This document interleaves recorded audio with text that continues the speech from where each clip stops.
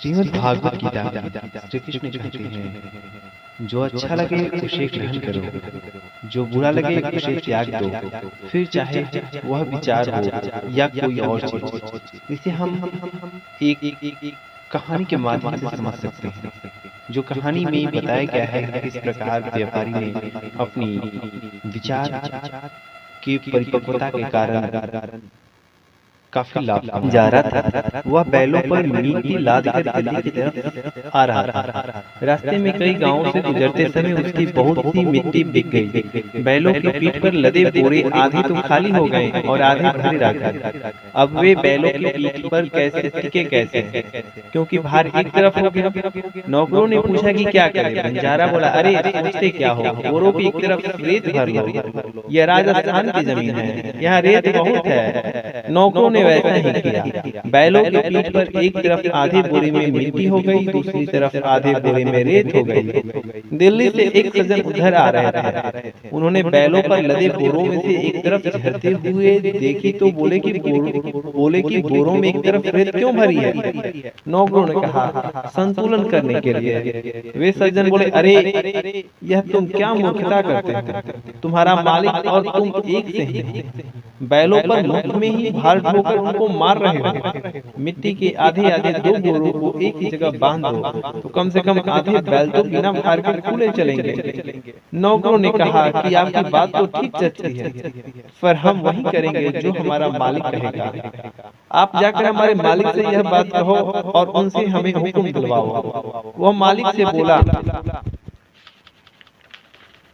और उससे बात कही। बंजारे ने पूछा कि आप कहाँ के हैं, कहाँ जा रहे हैं। उसने कहा, मैं भिवानी का रहने वाला हूँ, रुपए कमाने के लिए दिल्ली गया था। कुछ दिन वहाँ रहा, फिर बीमार हो गया। जो थोड़े रुपए कमाए थे वे खर्च हो गए।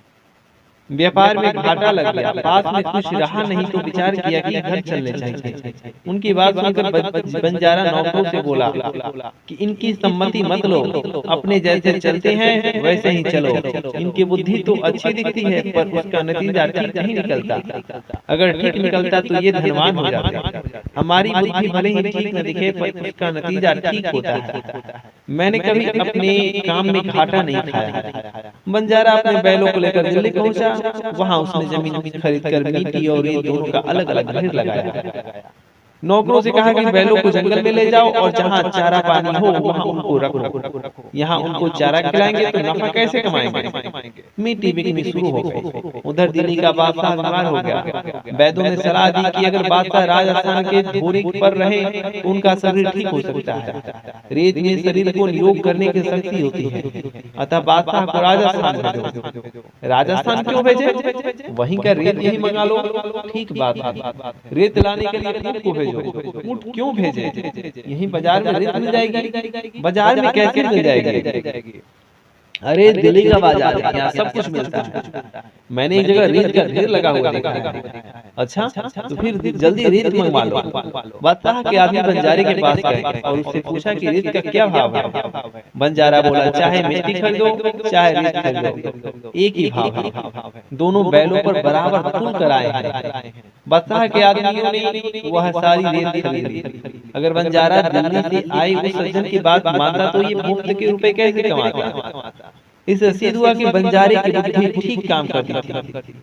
इस कहानी से ये शिक्षा लेनी चाहिए कि जिन्होंने अपनी वास्तविक उन्नति कर ली है, जिनका विवेक विकसित हो चुका है, जिनको तत्व का अनुभव हो चुका है, जिन्होंने अपने दुख, संताप, अशांति आदि को मिटा दिया है, ऐसे संत महात्माओं की बात मान लेनी चाहिए, क्योंकि उनकी बुद्धि का नतीजा अच्छा हुआ है। जैसे किसी ने व्यापार में बहुत धन कमाया हो तो वह जैसा कहे वैसा ही हम करेंगे तो हमें भी लाभ होगा। उनको लाभ हुआ है तो हमें लाभ क्यों नहीं होगा। ऐसे ही हम संत महात्माओं की बात मानेंगे तो हमारे को भी अवश्य लाभ होगा। उनकी बात समझ में न आए तो भी मान लेनी चाहिए। हमने आज तक अपनी समझ से काम किया तो कितना लाभ लिया है, अपनी बुद्धि से अब तक हमें कितनी उन्नति की है।